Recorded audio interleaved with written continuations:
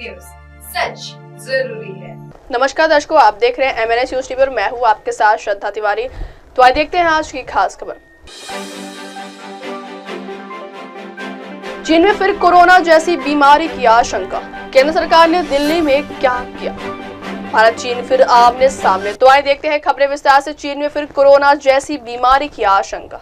5 साल पहले चीन में कोविड-19 जैसी संक्रामक बीमारी की शुरुआत हुई थी, जो बाद में पूरी दुनिया में फैली और उसके चलते लाखों लोगों की जान गंवानी पड़ी। पिछले दिनों चीन में फिर सांस संबंधी बीमारियों में वृद्धि गला देखी जा रही है, जिसमें ह्यूमन पेटान्यूमो वायरस भी शामिल है। सोशल मीडिया रिपोर्ट के मुताबिक वायरस तेजी से फैल रहा है।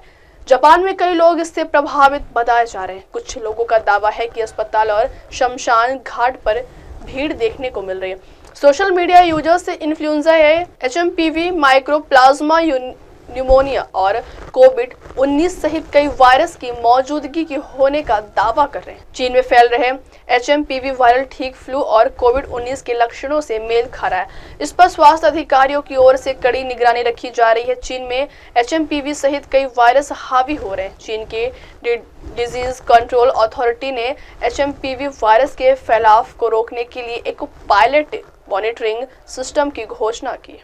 अगली खबर, केंद्र सरकार ने दिल्ली में क्या किया? आम आदमी पार्टी के प्रमुख अरविंद केजरीवाल ने शुक्रवार को यह कहा कि भाजपा नीति केंद्र सरकार ने दिल्ली में कोई विकास कार्य नहीं किया, नहीं तो प्रधानमंत्री मोदी को अपने 43 मिनट के भाषण में से 39 मिनट तक राजधानी के लोगों और उनके द्वारा सबसे बड़े जनादेश से दिल्ली में सत्तारूढ़ आप सरकार पर मोदी की टिप्पणियों के जवाब में केजरीवाल ने कहा कि भाजपा केवल व्यक्तिगत हमले करने में लिप्त है। उन्होंने कहा, आज के अपने भाषण में मोदी जी ने 39 मिनट दिल्ली की चुनी हुई सरकार और लोगों को गाली देने में ही बिताए। पूर्व मुख्यमंत्री ने कहा, पिछले 10 साल में हमारी सरकार ने जो काम किए हैं उन्हें गिनाने के लिए 2-3 घंटे भी कम पड़ेंगे। दूसरी तरफ भाजपा सरकार ने ऐसा कोई काम नहीं किया जिसका जिक्र मोदी जी अपने भाषण में कर सके।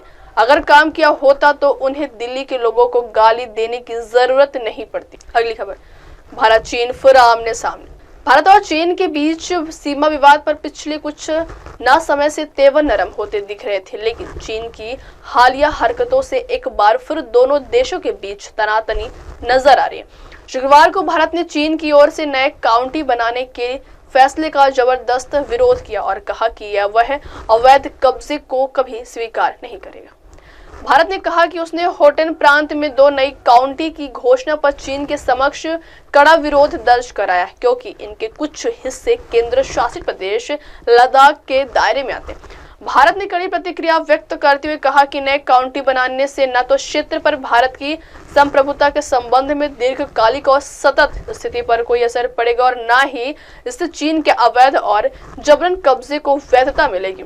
विदेश मंत्रालय के प्रवक्ता रणधीर जायसवाल ने कहा कि भारत इन क्षेत्रों में अवैध चीनी कब्जे को कभी स्वीकार नहीं किया। उन्होंने कहा, हमने चीन के होटन प्रांत में 2 नए काउंटी बनाने से संबंधित घोषणा पर गौर किया है। इन कथित काउंटिंग के अधिकार क्षेत्र के कुछ हिस्से भारत के केंद्र शासित प्रदेश लद्दाख में आते हैं।